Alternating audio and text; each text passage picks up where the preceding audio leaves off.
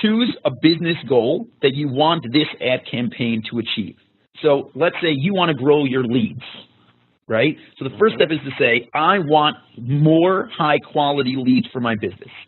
So now what you want to do is choose an ad campaign that reflects that goal appropriately. That might be a conversion-based ad for leads, or that might be a Facebook lead ad, one of those two. So now you have a very clear business goal connected to your ad campaign. Welcome to the Magnificent Marketing Podcast, where we interview the top marketing experts in the world and keep you up to date on all the changes and best practices to help you grow your business and stay on the cutting edge. Welcome to the show. Hello, everyone. I'm here today with Azrael Ratz. And through his years of experience in online marketing, Azrael has perfected his strategy for companies to find their ideal audiences and create the most relevant ads for their businesses. He is the creator of Facebook Ads Mastery and the author of Find, Engage, and Optimize. Azrael has managed ads in B2B, B2C, SaaS, e-com, online publishers, nonprofit, and more. Azrael's Facebook campaigns earn an average return of 5 times the ad cost. And today, we are going to be talking about 4 steps to optimize your Facebook ads. Azrael, how are you doing today? I'm doing really great. Thanks so much for having me. Yeah, no problem. And like I said, just right before we got going, I'm probably as intrigued as any listener today. We're really big into Facebook, and as I think all of us know, there's a lot to it. A lot of people don't really realize it until they get going, and then they realize, like, there's a lot more to this platform, and that's as of today. A month from now, something's going to change. I almost promise you. But before we get into all your awesome tips and advice and everything that's made you really versed in this subject, give us a brief background for how you got started in becoming this Facebook advertising guru. Absolutely. So about 7 years ago, I graduated college with a degree in math, and my focus was very much data analysis. I had a degree in actuarial studies.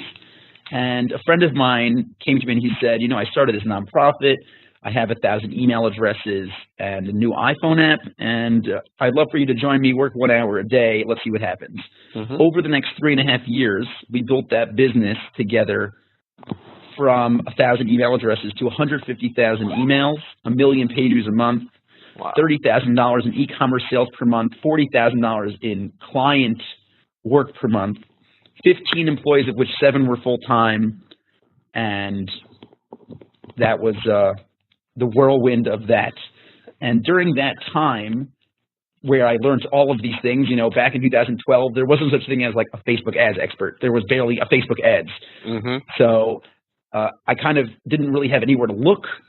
I found like John Loomer. He was the only one writing back then. I read as much as I could from him and kind of played around, learned my own strategies, made my own course, wrote, presentations and books. And then I kind of turned to my boss and I said, we're leaving a lot of money on the table here because I'm watching as Facebook ads becomes more and more prominent. And meanwhile, we're focused on this small little niche here in Israel. Why don't we broaden? And over the next 5 months, it became very clear that we were not on the same page. And I quit that job, started 2.5 years ago, almost to the day of this recording.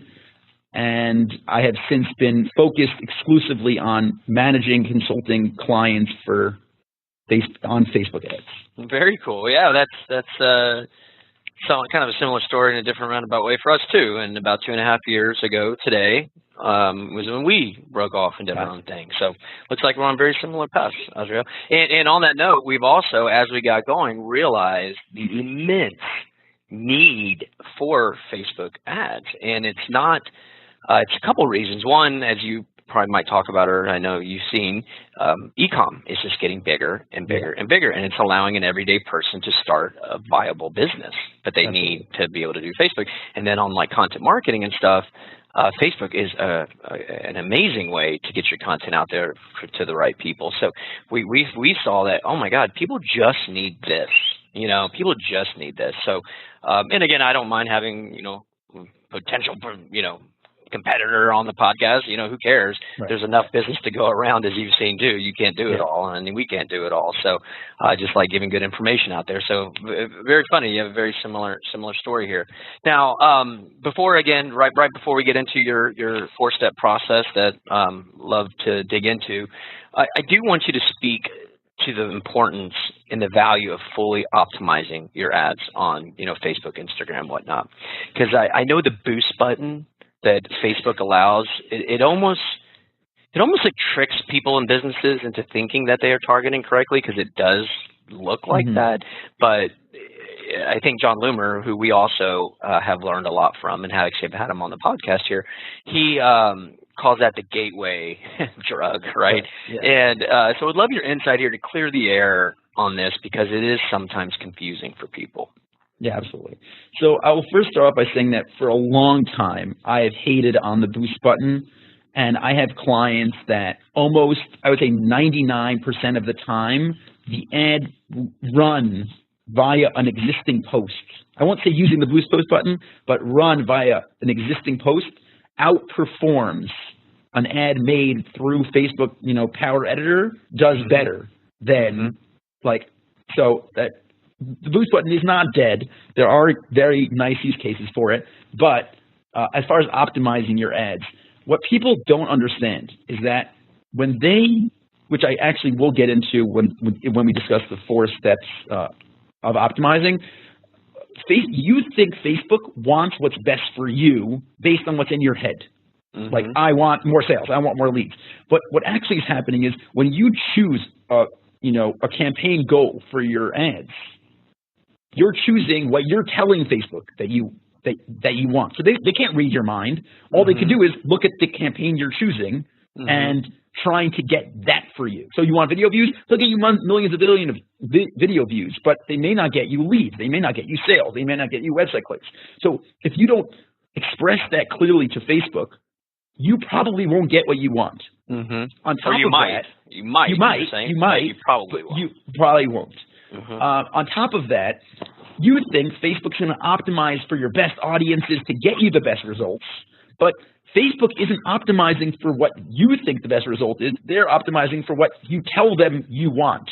So if you take all of your audiences and you put in, your website visitors and your page engagement, your video viewers all together in one ad set, you might get good results, but you won't actually learn who the best audiences are. So if you're not creating ads that teach you what it is that's happening within your Facebook ad campaign, you can then turn around and create a better ad because you didn't learn before. Which is what it's all about. Right, exactly. So if you don't come in with the mindset of, I want to learn as much as I can so that I can make a better ad tomorrow, and you just throw things at the wall and hope they work, and then, this ad got, this ad made me money and this one didn't, so we'll just turn it off, but you don't know why it made you money. You don't know who it is. You don't know what the ad has to look like. So you can't repeat the process. Yeah, great. You made $20 once, but can you make, $5 1,000 times? That is a great point. That is such a great point, because when we get going, we always warn everybody, because if they already have previous ads going, they built up clout within Facebook as far as organic stuff goes. We say it's going to take us a couple, 3 weeks to catch up, and then from there, though, the value, what we're bringing is the analyzing and the optimizing and the adjusting and doing all this stuff, and we'll create awareness campaigns that won't necessarily, and again, this is one of my questions later, but they'll convert from that awareness that's being built, right? So there's different, reasons for you doing things. So, but just to come out of the gate and promise amazing results, it's you're kind of flying blind a little bit, because you've got to get in there. And that's a great point. I mean, you've really nailed, because I've heard, well, it worked for me. Well, what worked for you? And that's a great point, because then you're not left with any follow-up. And that's, for anybody looking to work with a Facebook ad consultant or an agency, the value is in the ongoing analyzing, adjusting, and going on, because you're right. You could get lucky. Anybody could get lucky, but that luck's going to run out because you don't have the data and the intel to go. So you've explained that, Azrael, I think, Azrael, better than anyone that I've ever heard do that. Because I personally was like, because I would hear, but where you'd see stuff online, but okay, it worked that one time, but now what, right? Right. Great point. Okay. All right, so now we understand the reasons why we want to dig in and do things the right way, hopefully here, you know, and again, because it's ongoing success, you know, and that's what we're going for. So go for it. Tell us your four-step process. Okay, so the first step is to create I actually explained this earlier, choose a business goal that you want this ad campaign to achieve. So let's say you want to grow your leads. Right? So the first step is to say, I want more high quality leads for my business. So now what you want to do is choose an ad campaign that reflects that goal appropriately. That might be a conversion-based ad for leads, or that might be a Facebook lead ad, one of those two. So now you have a very clear business goal connected to your ad campaign. So that's step one. Step two is find the best high quality people to run your ads to. So as I explained before, most businesses will just say, well, I have an existing audience of people that know me. My Facebook likes, my video viewers, my website, my email subscribers, my page engagement, all these different groups of people. They know who I am. So let me just take all of them, put them together in one ad set, run all the ads, and then hopefully I'll get good results. What I prefer to do is take each of those clients, those audiences, and separate them out into separate ad sets. So what that allows you to do is actually see, oh, this is what the results I get. These are the results I get for website visitors. This is the one I get for video viewers. This is what I get for Facebook likes. And then I could turn around and after I do this 3-4 times with different campaigns, I could say, every time I run ads to my Facebook likes, the impression cost is so high. The cost per click is so high. The conversion rate is crazy expensive. So I'll just stop running ads to my Facebook likes because I actually learned these are people that are low quality. And that same thing is true with your website visitors or, your email subscribers. And when you've gone through that process of actually separating them out, and doing that same thing for all lookalike audiences and the same thing for any large interest group, you can now learn these are the interest groups I want to target. Because if you just take, a whole group of interests and just say, oh, I'm targeting entrepreneurs, let me do, people interested in Forbes and in Founder, also people interested in Gary Vaynerchuk and Tim Ferriss, also people interested in Facebook ads and Pinterest marketing, and you're just like left with this jumble of random assorted people. You have no idea what about them makes it successful. So if instead you take sort by category, say, I have magazines, okay, I'll list a whole bunch of magazines. I have authors, I'll list a whole bunch of authors. Books, I'll list a whole bunch of books. And now I have separate categories, and I can actually say when I run these ads, and I've done this for a bunch of different campaigns, I could assume the similar results for this audience. So that's step two is right. Yeah. No, I'm sorry. Go ahead. Yeah. No. Awesome. So again, well, you're breaking those. You dug into the the interest commonalities there, but also you take your email list, right? Right. And then create one for that. Website visitors, create one for that. Separate those. Don't clump them together because you might start to see, whoa, the lookalikes for the emails are killing it.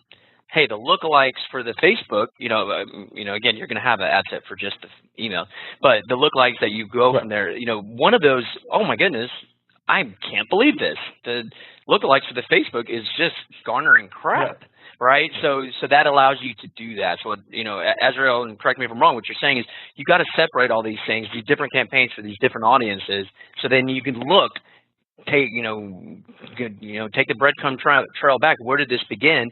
Okay, this is crap. This is awful. This is amazing. This is super amazing. So let's shift the budgets to those. Is that kind of what I'm hearing? Correct, except you said campaign, and I'm talking about the ad set level. The ad set level, yes. I'm sorry. Okay, gotcha. Now, before we keep going here, we're talking about finding your best audiences.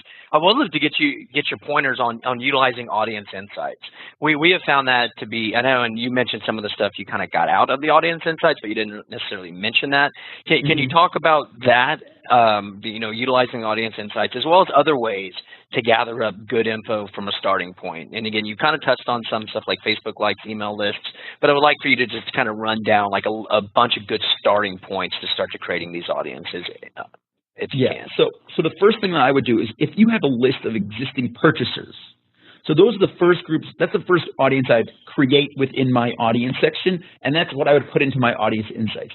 You might learn some very interesting things about those people. For example, I was running ads for a client, and we found out that 100% of the previous purchasers were male, married, over 35. No way. Yeah, 100% of their purchasers were men who were married over 35. So if you now have that piece of information, which I would have only learned from Audience Insights, so now I could turn around and say, it doesn't make sense for me to run ads to women, it doesn't make sense for me to run ads to single people, and it most likely doesn't make sense for me to run ads to people under 35. Now, obviously, I'm not going to say 100% don't do it. It might be worth testing, but it makes sense to take 80% of your money and put it in a place where you know it's working.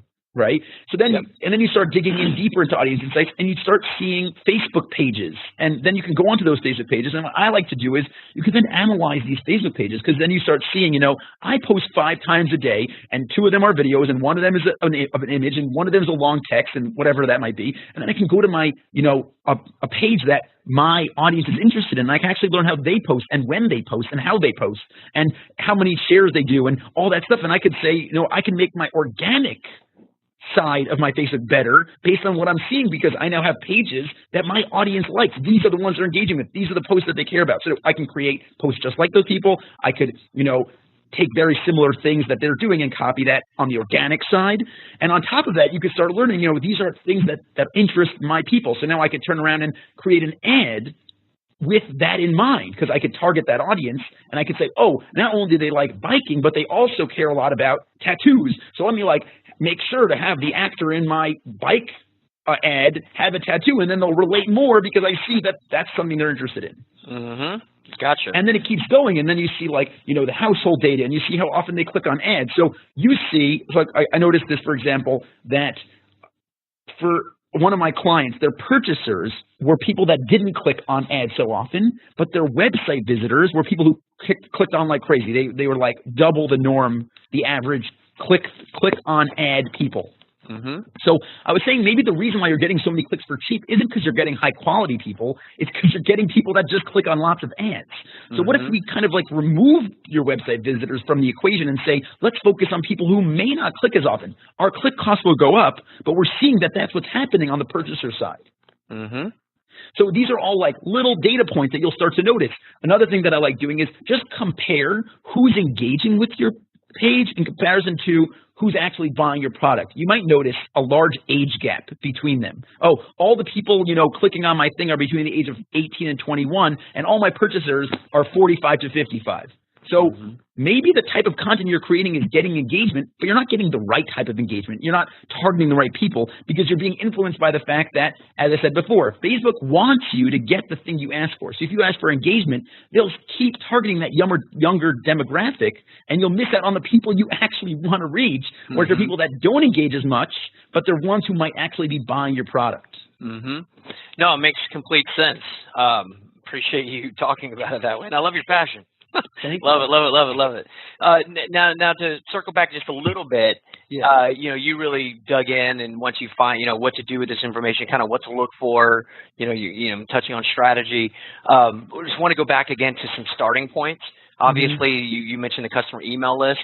Can you just give people, make them aware of the different starting points to start to get this information?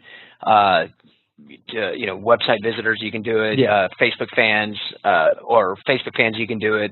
Emails, you can do it. You can build custom audiences from website visitors. But can you talk about if I'm missing any other starting points that people I will make a point here. Go out of my way to say any website today that does not have a Facebook pixel on it, do it now. Just do it now. Stop this podcast. Figure out how to get a Facebook pixel on your website and do it right now, because you are losing a crazy amount of data that you cannot get back if you don't put that pixel on your site. But the minute you do, you now have all this data that's being collected without you doing anything. So even if you're not going to use it right now. Right, exactly. Exactly. It'll be doing it for you. Whenever you give it somebody who wants to dig in, it's there. Right. Exactly. Okay.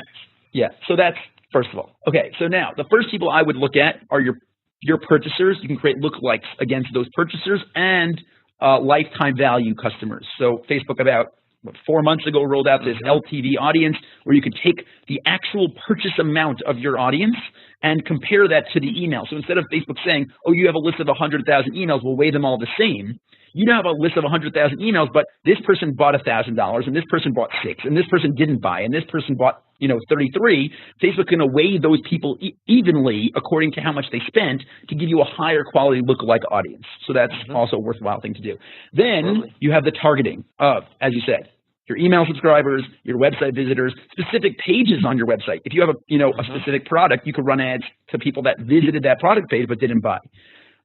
Then on Facebook itself, which Facebook is doing so much over the last year to be able to retarget people on your Facebook page. You don't even need to send them to your website anymore. View my video for 3 seconds, I can retarget you. Comment on a post, I can retarget you. Message my page, I can retarget you. Save your audience, save a post, I can retarget you.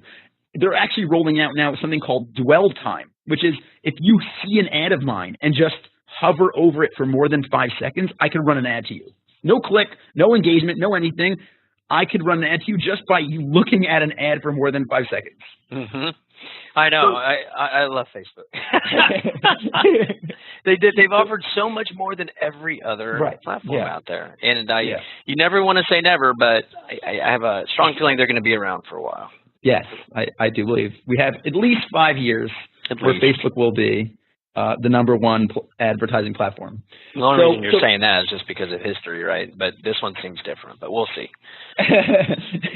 Well, I do see LinkedIn doing a lot of stuff, but we don't need to get onto that topic right now. No. So basically, you just have all these audiences that you can retarget based on an activity that they do, but then you can get even deeper because once you start looking at funnels, like once you start like managing a marketing funnel on Facebook, you could do the entire thing on Facebook. You could say, someone's never heard of me. They've never engaged at all with my page. Let me run an ad to them to let them watch a video. Make that video 3 minutes long and retarget anyone that watched more than 50% of it, right? So now you have this audience of people that didn't know who you were and watched 1.5 minutes of your video. Now you could hit them with like a really great article on your website. So you know specifically there are people that never saw you before. They just watched this video. It's the only thing they know about you. And then you send them to this amazing blog post that just has so much really great information. And you retarget anyone that got to that specific page. Exclude everyone that watched the video, people that got to that page. And then they see a new ad, with an ebook that talks more about that exact thing. You could literally structure your entire marketing campaign based on every move that the person does. Oh, they watched the video? Great, new ad. Oh, they got to my website? Great, new ad. Oh, they gave me their email address? Great, new ad. Oh, they went to look at the product? Oh, I have this other ad. Oh, they didn't buy the product? I have these 3 ads. And then you can create this whole entire funnel based on every move that the person makes to get them even higher quality ads detailed specifically to them. That's yeah, and what you spoke of, it can be applied to B2C. It's just going to be boom, boom, boom, boom, boom, boom, boom, real quick like that. Normally it's a low consideration buy. And correct me if I'm wrong, Azrael, and this is kind of what we this is actually something I was really proud of in our company. Before you've heard or read, how many original ideas do you really have that you don't learn, right? I don't have any shame in it. That's what we're supposed to be, and staying cutting edge. But one idea that we had before we read anywhere else was this, because you think it's very easy to think through email as far as a linear buyer's journey. You're going to start with this, and this, and this, and this, and this, and of course there can be some tributaries and all that, but you can structure it. But socially, as of 12 months ago, you didn't hear anybody talking about, okay, now how the hell do I lead people through a buyer's journey socially? How the hell do I know what stage they're at? Well, you know what? Azrael just described how to do that. You're leading people now, and obviously, validate or invalidate this, Azrael, but you can also, once they viewed 2, 3, 4, 5 of these awareness type of, videos, ads, blog posts, then you can drop them into the next, stage or bucket or whatever you want to call it as well. So you don't just need to go boom, boom, boom, boom. You can actually start to score them and then move them through. So again, any B2B marketer out there, re-listen to that part, because that's how you do it. That's how you drive people through the buyer's journey socially. Up until recently, it was kind of a shot in the dark. You know, let's serve these, let's serve those, let's serve. But now you can lead them through, and that's how you do it. Very aligned with your thinking on that, Azrael, and I love that you dug into that. Awesome. Keep going, man. Okay, so now we talked about the ad campaign level, and we talked about the ad set level. So the next thing that we want to talk about is the ad itself. What most businesses that I see do is they'll create between 1, maybe 2, sometimes 3 ads in a single ad set. And they'll kind of just hope that this is the ad that works really well. I, on the other hand, hate leaving things up to chance. I hate assuming Facebook's going to like this specific ad with this specific image that I made. So what I do is I have this strategy where I create 48 ads in every ad set, the same 48 ads for all of my ad sets in my ad campaign. But essentially what I do is I write 3 lines of copy. Let's call it sentence A, B, and C. And then I will duplicate the ad set and just switch the positioning of the text. So the first one will be ABC, the second one will be ACB, the third one will be BAC, so on and so on. It gets 6 different versions of the ad. And then when I test different images, because again, I don't want to assume that the image that I choose or the video that I choose is the right one, the most successful one. I choose 4 different images or 4 different thumbnails for my ad. And now I have 24 different versions. The same text, ABC, scrambled around to create 6 versions of ad with 4 different images gives me 24. But I don't want to rely that this is the best text, so I'll do it twice.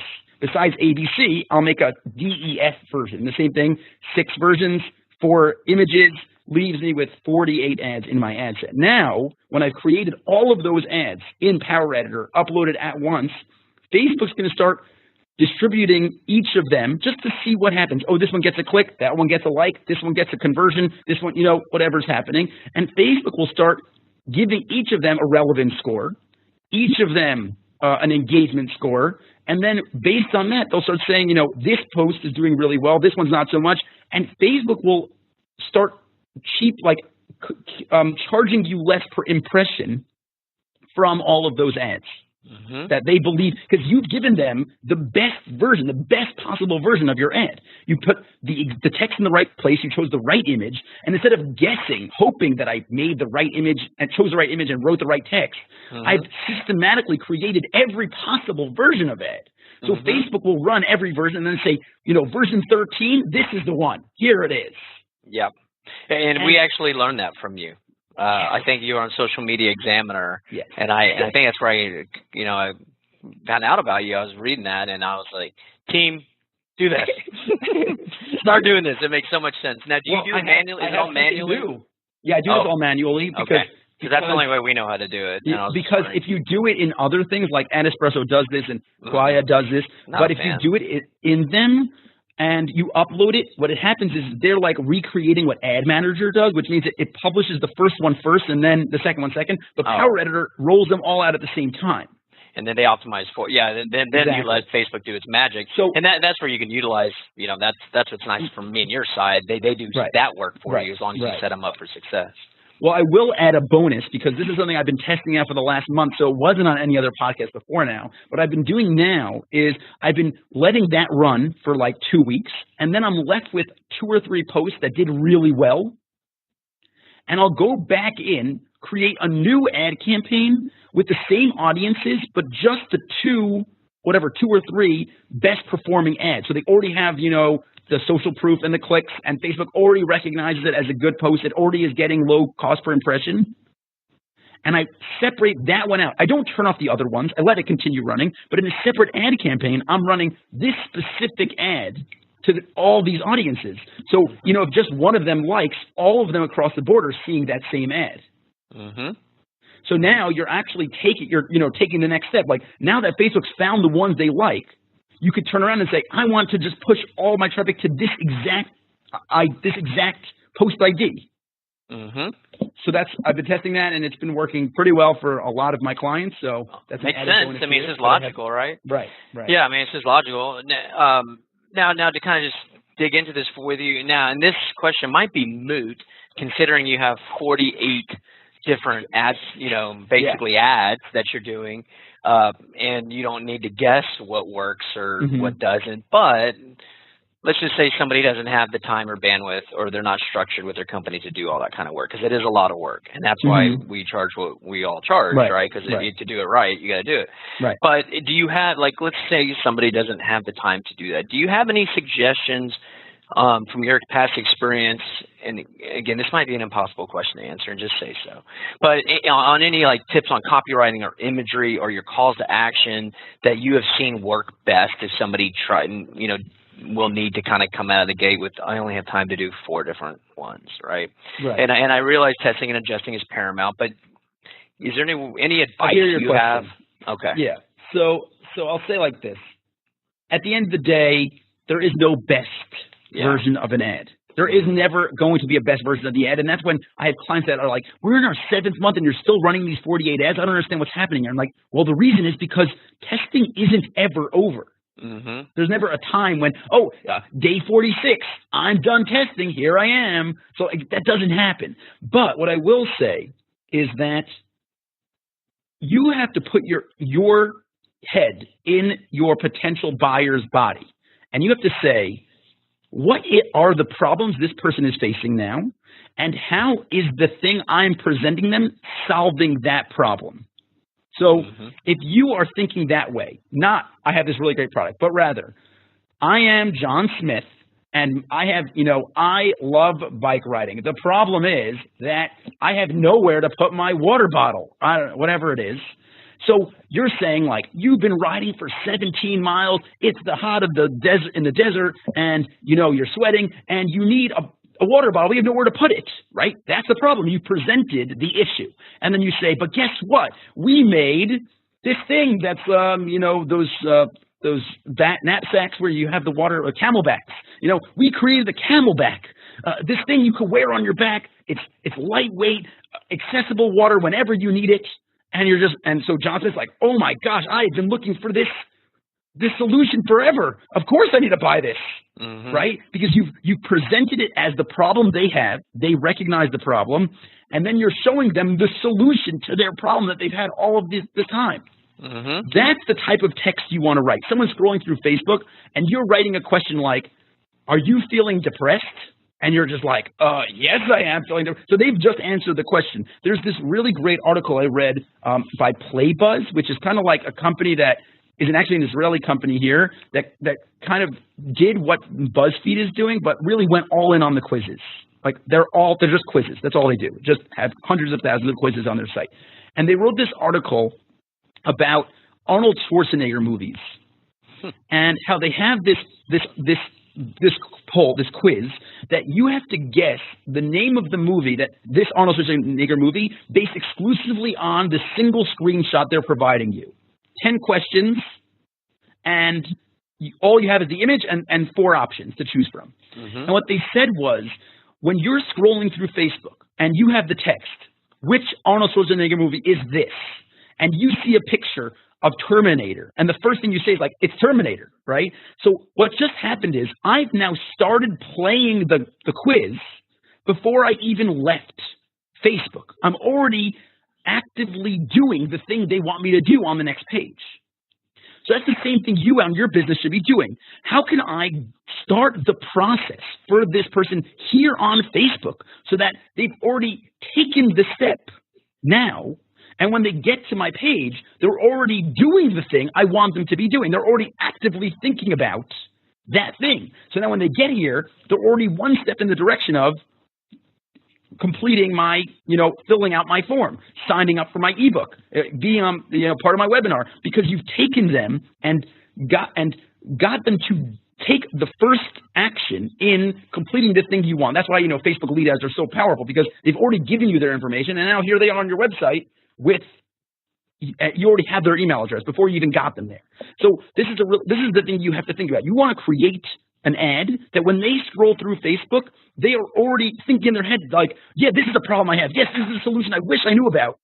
And here they are, when they come to your page, they're like actively hoping that they're like actively ready to buy your product. No, I hear you. I hear you, and you answered what an impossible question by giving a very specific, broad stroke answer, but it will apply if you think it through. Right. I mean, we're asking Azrael to give an answer to 100 million, potential businesses out there. Right. But if you think it through that way, just do that breadcrumb. Do that. Get them thinking. A solution that you have to come through with that, make sure it does connect. You don't want to go from Arnold Schwarzenegger quiz and it's about fruits and berries, right? So, that's obvious, but sometimes it's not, for people. Right. So awesome. Yeah, I think, it's tough, but to give that exact answer, and this, I don't know if this plays into it or not. I think this is a little bit more specific, as we're still under, engaging your audience and stuff. Videos or stills, before I let you get to step 4, I want to kind of dig in here. What's your preference and why, and where do you see the use of each? So I will say that over the last few months, almost every single time, video has outperformed images. The problem is that many times the last thing you want your audience to do is spend time on your ad. For example, if you want someone to give you their email address, you don't want them sitting 7 minutes reading a 20-page, post on your Facebook page. What you want them to do is move from Facebook onto your website and give you their contact information. So if you have a 15-minute long video that you're running as an ad, and it's so incredibly engaging that it's actually stopping them from doing the thing you want, converting or coming to your website or whatever that might be. So you need to have in mind the solution, which is why step 1 was, what is the thing I want? What is the business goal I want? And then based on that, say, what type of ad should I create? So for example, the purchase level where I want this person, they know who I am, they've given me their email address, they've entered my website, but they haven't bought my product yet. I want to create a post that gets in front of them and gets them to move as quickly as possible from Facebook to the purchase page and actually buy the product. So if I have a 10-minute long video, that's not an appropriate thing in this ad. What's an appropriate thing here? 15-second long slideshow with 5 images, nothing to do except click and move to my website. So you want to create that really short video with nothing to read, just music, just pictures, whatever that might be, and get them to move to the next step to download your app, let's say. So I would say every time I've tested video versus image, almost every time video won, except when it wasn't appropriate to have a 3-minute long video in the ad. And in that case, it was better to have an image. Understood. Do you have a benchmark? We always try to basically be 30 seconds or less. Do you have a benchmark to be able to accomplish what you're saying? So it depends on the type of ad. So I look at ads in 3 steps: awareness, lead, sale. That's my 3 steps. A brand awareness ad can be a 5-minute long video because it's not about a person buying from you. It's about a person learning who you are. And if they're not prepared to put 1 minute and 15 seconds into watching your video, they're not going to buy from you in 3 months. Right? But then once they already know who you are and they've watched that 5-minute video, so it's inappropriate to have a video longer than 2 minutes to get a lead. That's an inappropriate thing. They know who you are. They know what you're selling. You need to get to the point in under 2 minutes. But now you already have their email address. They already know who you are. If you're talking to them for more than 25 seconds, something's wrong here. They shouldn't need this much convincing. Right? They should know who you are. They should see your logo. They should see the company. They should be ready to move now. And having a video that's 90 seconds long in the sales section of your ad campaign is preventing them from taking action. So that's basically like, depending on where they are in the funnel, that's where video length is appropriate. The more they know you, the less you should be talking. Gotcha. So from an awareness standpoint, backtrack what you were saying about leading people through.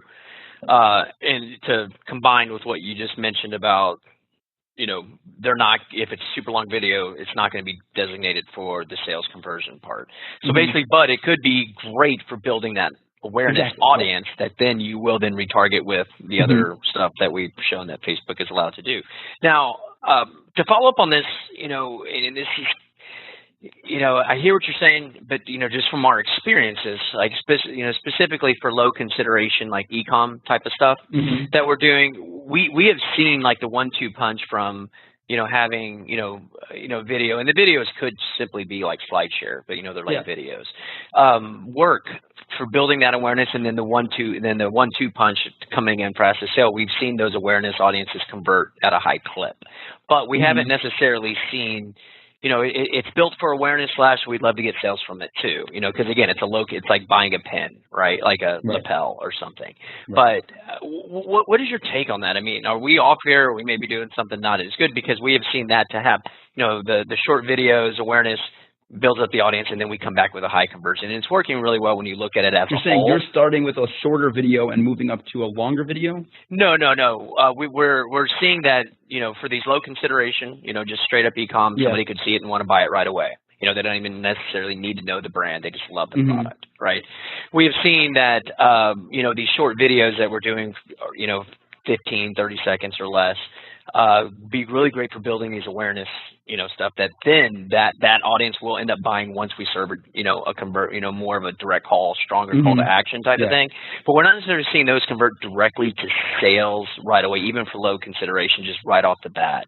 Is it just maybe our creativity or whatever we're doing, or is there maybe a trick that we're missing to potentially not only get our main goal, which is to build these awareness, groups up, audiences up, which is our goal, but it would be nice to get more sales. So that ad is an awareness-based campaign? Basically, yeah, but it wouldn't be bad to get more sales from it too, for these low considerations. So what I mentioned back before in choosing your business goal appropriate campaign. So that's the first step. The reason is because what most people don't understand about Facebook ads is that, let's say you have an audience of 2 million people and you tell Facebook, I want video views, I want awareness, right? So they'll look at that 2 million person audience and they'll say, here's a list of 50,000 people that always watch videos. They watch every video they see on their Facebook feed, right?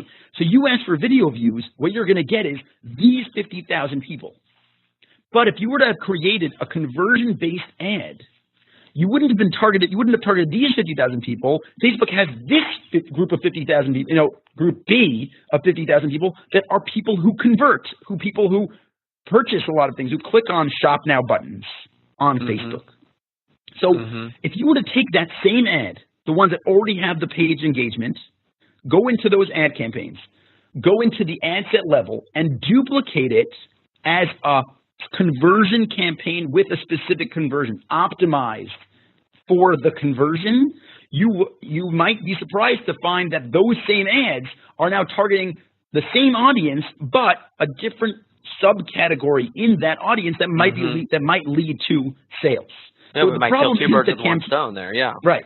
So it's the same ad, but because you're telling Facebook, I want to optimize for sales.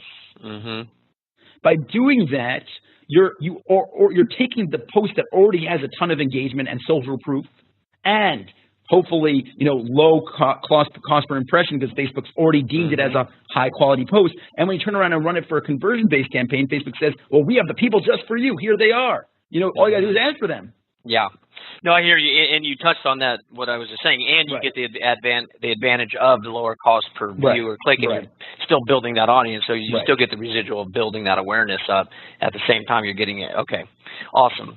Okay. Very cool, man. Like I said, I was very excited to talk to you. So I think we're step 4 here. We've talked about, the beginnings, getting the audiences, how you go about, creating the ads so that you in such a way that will lead to long-term success, meaning reviewing, optimizing, adjusting, and going on. So move to step 4 for us here. So step 4 is actually the optimization process, which I didn't walk through, so it makes sense to do it here. So what is important to know is that when you run ads, almost all the time, except for when you specifically tell Facebook not to, they will charge you based on impression. So the first indicator about what Facebook thinks about your ad is your cost per impression. If you're seeing a crazy high impression cost, it means Facebook is not happy, right? But there's really only 2 reasons why Facebook would not be happy. Either the audience you're targeting is not the right audience, or the ad you're running to that audience is not the right ad. That's really it. It's either the audience or the ad. But since we specifically created our ad sets to teach us and separated out all of our different audiences, all you have to do is go to the ad set level. If all of the impression costs are high, that means it's the ad. The problem is the ad because, you know, your website visitors and your Facebook likes and your lookalike audience and your interest groups, all of them are costing a lot of money, which means it's not the audience's problem, it's the ad problem. But if you're seeing some of them are high and some of them are low cost per impressions, that means the ads are fine, but the audiences you're trying to target don't match well with the campaign you're running. So that's just looking at the impression part of your ad, you can immediately see, is there a problem with my audience or is my problem with my ad? And now you have an action to take. If it's my ad, great, make new copy, test new images, whatever that might be. If it's the audiences, okay, let me try different audiences. Let me see who I could test. Let me see if I try, you know, broader audience or smaller audience, see what type of results I get. The next step of optimization, yeah. Go ahead. No, I was just saying, it sounds like you definitely need to make sure you set yourself up to be able to even do this. Right. So you won't be able to really optimize if you're just creating one ad. Right. So, okay, go ahead. Or one ad set. The next step is the cost per click. Because at the end of the day, as I mentioned before, if you don't get people to move from Facebook off of Facebook, you're not doing a good job. You cannot sell, and as of now, you cannot sell your product on Facebook. So keeping people on Facebook longer doesn't help you. So what you need to do now is decrease the cost per click. You need to get them off of Facebook for the cheapest price. So if you know the audience you're targeting is good and the ad you're reaching to them is good, based on the last step of cost per impression, you now say the only thing I could do to convince them to move off of Facebook is write more compelling copy that gets them off. For example, just writing the text, click here for more, or changing the button from a learn more to a sign up or a download button on the ad. So there's really not so much you could do. Once you know the audience is good and you know the ad is good, the only thing left is make more compelling copy, or as I said, you know, shorten the time it takes them to process the ad so that they can move on to the next step. If you're writing a 5-paragraph essay on your ad, that might be the reason why they're taking so long and costing so much to move off of Facebook. So tweaking to create more compelling text on your ad to get them to move off of Facebook. So now you've gotten them from the ad onto your landing page. The next thing you should look at is the time on site, right? So this is set up now. Google Analytics and Facebook also has an analytics tool that lets you do this. You can actually see how long people are spending on your site. Based on what's there, the average time could be anywhere between a minute and 5 minutes, you know, if there's a video to watch, if there's testimonials to read. So if you're not getting that average time based on how long it should take to get through your website, through your landing page, it means that the people you're reaching are clearly not interested in the landing page itself, because the offer was interesting to them, you hit the right audience, you got them off of Facebook to your website. But if the average time on site is 6 seconds, then you didn't do a good job of convincing them to stay. So what you could do here is really try to match up what the ad is talking about and what the landing page has. So that might mean, you know, using similar images. That might mean literally copying the headline from your ad onto your landing page so that if a person comes and they're told they're getting a free Facebook ebook, and then they get there and you're giving them, you know, this Google AdWords webinar. So the disconnect between those two things is kind of throwing them off, and that's probably what's getting them to leave the website. So you want to make the landing page as easy as possible to be clear that they got here from that ad. This is what they're looking at. Here's the same images, the same type of text, and now all they have to do is take this very simple action with nothing else to do. Don't have menu bars, don't have, you know, videos to watch. Just, this is the action I want you to take. Fill out my form, buy my product, whatever that might be. The simplest process on that page. That is step 3 of optimization. And the last step of optimization is actually the conversion rate on that page. If you're getting people to spend 7 minutes on your landing page, but they're not buying, so the problem is obviously with the offer itself. So what you could do there is actually test different offers. You know, you had a 15% coupon, but what if I tested a free shipping coupon? What if I tested an ebook instead of a webinar? What if I tested whatever this might be, lots of different options of the actual offer on your landing page. So now what you're doing is, because your conversion rate is low, you are trying to optimize by having a higher quality offer, or just the offer that better solves the people's problem, as we spoke about, when creating high quality ads. Yeah. The last thing I will mention, is many times the problem is actually with the form itself. If you ever went to HubSpot, HubSpot loves asking like hundreds of questions: first name, last name, job position, phone number in your work, first kid's birthday, whatever, crazy amount of questions, like a ridiculous amount of questions. So many times that is preventing your potential buyer from filling out the form because they just don't want to fill out all these boxes. So if you just have a form that just says full name, email, that's it, or maybe phone number. Like, if you need it, take it. If you don't need it, don't ask for it, right? So having a really simple form is really important, because if you're going to stop people from filling out the thing because they don't want to give you their phone number, they'd rather give you their email address, or they don't want to give you their birthday, whatever that might be. So only have the appropriate forms that you need right now and nothing else. Because you don't want to get them to stop filling out the form because they don't want to tell you their dog's first name, whatever. Something like that. And now HubSpot might do that because maybe they want to weed out. Maybe they're busy and they want to weed out everybody except for, because it's expensive. It's really expensive. I mean, I'll gladly say HubSpot's awesome. We don't necessarily utilize it, but I know they're awesome. I mean, I'm not saying anything bad about HubSpot. No, but it's just a good point. But it's a good point. No, and I agree with you. But that might be the reason they do it. But that's very unique. So if you really want to weed people out, understand you're going to get a lot less inquiries. But that needs to fit your business model. But I love everything that you said. You took it's working or it's not working, and you compartmentalized all of those things. Okay, wait. What's not working? What is working? And and the way you broke down, the CPC, the the cost per click, the time on, just what you did to speak about time on site versus conversion rate. I mean, that's genius. That sheds so much light, because a lot of time on site, that might mean, or a little bit of time on site might mean this is the problem. Good time on site, and then you go to conversion rate. All these things, check, X. This is what you need to look at. So I really love the way you walk through that. That's really sharp. I love it. Now, in regards to time, and when you go and you decide to make these analytical decisions, about how long do you wait before you start to analyze and adjust? How long do you let things run? Okay, so we talked about making about 50 ads per ad set and about 5 to 10 ad sets. So we're talking about something like 500 ads that are running right now. So to give Facebook the potential to even get through all of these ads will take weeks of time. So what I do is I break it down into a few parts. Step one is I've looked at my cost per impression. I now see, here are my 10 different audiences, and I'm getting a ballpark number about what I expect the cost to be. So if I have 3 audiences that are all getting, 5-cent clicks, and then I have one that's 40-cent clicks, so I know that that's not in my range of cost.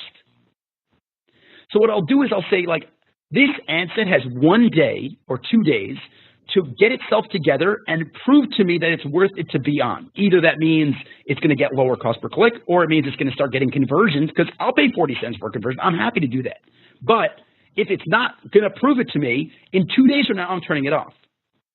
So what you have to do is step one is just wait for 2 days. Let it run for at least 36 to 48 hours, just letting Facebook do with a decent budget, right? I mean, that you're right. You don't even have to, really. Each ad set can have $5 to $10 a day. And just letting that run, because all you're doing is trying to compare them. You're not trying to get results.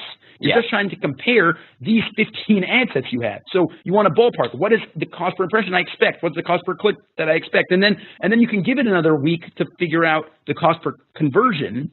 But right now, my only question is, I'm shooting for 15 cents a click. If I have an ad that's costing me $30, then I know that is an inappropriate amount of money to spend. Okay. Right? So first 2 days, do nothing. Let's say 36 hours, do nothing. Then after the 36 hours, you go through your ad sets all within the ad campaign. And you start looking at the numbers, and you start comparing your CPM, your CPC, and then you could even go so far as giving each of your ad sets their own unique UTM. So you can go on and see the time on site. This ad set is sending for 3 minutes on average, and this one is the average time on site is only 40 seconds. So now you can actually see, oh, well, this is how much I'm paying like per second on my site, and then start comparing. By day 4, you can already start dropping the spend on specific ad sets and raising the spend in other ones. Oh, my website visitors are costing me 15 cents a click. Great. Put $20 a day. The Facebook likes are costing me $13 a click. Okay, drop that down to $1, $2. Let it run for a little bit. You can't do that with conversion campaigns. Minimum of $5, but whatever that example is. And then you now have, so that's like the 4 to 7 day range is just tweaking the ad spend to get an appropriate cost per click or impression all across the board for the ad sets. At day 8 or 9, if you've been running for 8 days and this ad set hasn't shown any promise, there's no sales, no like costs are crazy, clicks are really expensive, then you actually go ahead and turn off your ad set at day 8 or 9. And then you give it a few more days. Let's say day 13 to 17 is when you can actually go into your ad level, because now you get enough time to start running, and do the same thing that you did on the ad set level on your ad level. So you have these 48 ads, all of them are running in each ad set, and you could say, this ad is costing me 2 cents a click, and this ad is costing me 40 cents a click. Okay, turn off the ones that are costing me too much money, and let Facebook only run the ones that are showing promise and getting me good results. Gotcha. So that's day 15, let's say 13 to 17. And then at that point, you now have the ad sets that are working well and the ads that are working well, and that'll get you somewhere towards week, like somewhere around month 3, like somewhere between 9 and 12 weeks, right? Mm-hmm. At that point, the likelihood is you are running out of juice on your campaign, either because your audiences are getting saturated or the costs are raising. At that point, you really have to start almost again from scratch. Mm-hmm. Like you have your basic information, you know the audiences that work well, but you now want to say, how do I run better ads to these people? Because as I said before, testing is never over. So I now have a list of my 5 best audiences, but maybe there's an ad that could do better for these people. Or maybe there's a new ad that could work better for audiences they never tested before. So that's what's happening in month 3, 4, 5, 6. And then guess what? Month 7, 8, 9 is the same process again. But what you're doing is you're moving up this ladder where before, I was kind of guessing, well, what's the cost per impression I should be getting. By the time you're in month 6, after 2 days, you could already say, like, there's no reason I should be spending 40 cents a click for my email subscribers. Every ad campaign I've run for the last 3 months has gotten me half that price. Yeah. So once you've built all that knowledge that you spent the last 6 months learning, now you could turn around and say, within 2 days, I could already say, like, this is way too much to pay for click. This is way too much to pay for impression. This is way too much to pay for a conversion. Yep. And now you have all this data and information. Now you're ready to create the best possible ads every time. Because of all of the data you built during that period, you now are targeting the best potential audience with the best possible ads. Gotcha. Awesome. Alejandro, this was awesome. Just a couple, I mean, you really broke that down, Austin. I won't even follow up on anything on that. I think you broke it down. And again, you might have 5 or 10 different like hot pain points, hot buttons that you can't just roll out all at the same time. So you might want to keep going on all those. So yeah, it's really a never-ending process, and it truly is, assuming you're working it correctly. Now, let me circle this back around again to that one person wanting to, starting a business, and they only literally have $500 or $1,000 in ad spend to spend. So they can't really hire an agency. They can't do it themselves. They only have so much time. They listen to this like, okay, that all sounds awesome. I won't do anything else for the next month except do all that, right? So for that person, and again, Facebook can be utilized on 100,000 to 200K a month people, and they need to do it this way. But let's circle back around to that small person, what small business wanting to do it, and they don't have the time to execute everything and all your suggestions as they should, but they know they just can't. What would be the 1 or 2 items that you suggest that for sure do this? What would be those 1 or 2 things for that person that has a little bit of time, but not much money, and all their money needs to go to ad clicks and ad spends and everything. Right. What would you say? I will make a note first and say that this strategy doesn't just work for clients that are spending $200,000. If you're spending just $50 a day on ads, which is $1,500, it makes sense to do this. Pick 10 audiences, each of them $5 a day, or 5 audiences, each of them $10 a day, and do this exact strategy, and it will work. Meaning it will do you much better than throwing all your audiences in the same ad set and not learning anything. $50 a day, that's it. Not a crazy amount of money. Now, if you're telling me still, no, not interested, I have $300 to spend, what do I do?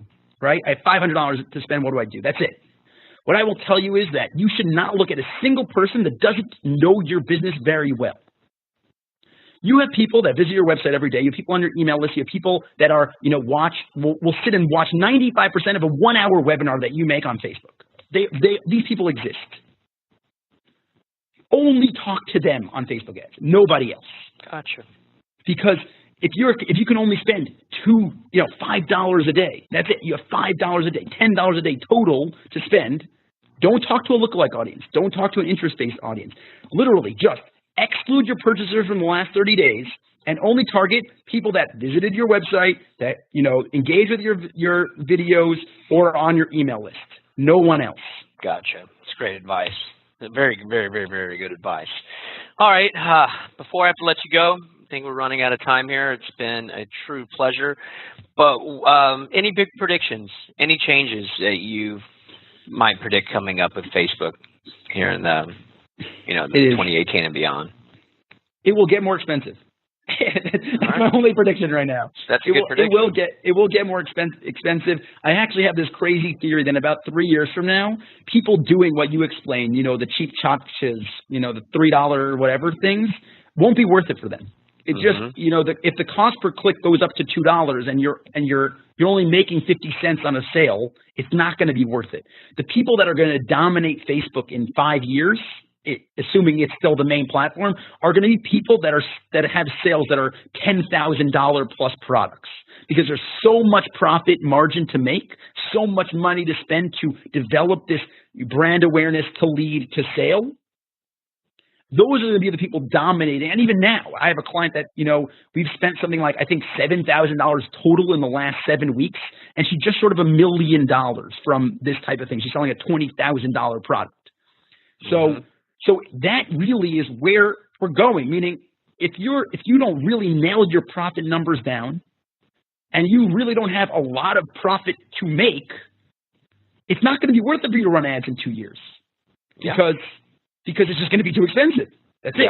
So that's what I think. I think that if you have a business now and you are sitting and waiting for Facebook to get better, you don't wait. Just get on now. Run some ads, $10 a day, just to target your website visitors. That's it. Just to get on there, because if you wait 2 more years, the cost is going to be impossible for you to make a profit anymore. Yeah, and that's why you need to do it the right way as well. Right. Gotcha. Well, I think we're seeing the same thing, but we're going to keep rolling and rolling and rolling because you never know. You got 2 years. And you never know. I mean, those big products, you still might, have your e-com that the big purchases just won't dip into. But the only way to get to those is by doing everything the right way. So I hear you. All right, man. How can people continue to learn from you, Azriel? So I have 2 places that I'm spending most of my time on. Shockingly, my Facebook page. Who would have thought? Yeah. Ratstack Media is my Facebook page. I post between 3 and 5 videos every single week. I keep them under 2 minutes so that people actually want to watch them, explaining this exact thing, processes, tips. I'm doing a thing this week on getting people to go from add to cart to actually purchase. That's my series this week. I make a lot of videos on there. Another thing I spend a lot of time on is LinkedIn. I'm seeing crazy stuff happening on the organic side of LinkedIn. So I'm jumping in there while I see this like crazy reach. Connect with me at Azriel Ratz on LinkedIn. Those are the 2 places I would spend 80% of my day. Gotcha. All right. Until next time. This has been a lot of fun. I really appreciate your time and your insight. Yeah, you're welcome. All right. Until next time, Azriel. Thank you for listening to the latest podcast. Feel free to go to magnificent.com/blog to see the show notes for this interview, as well as those from many other of the world's top marketing experts. Have a great day.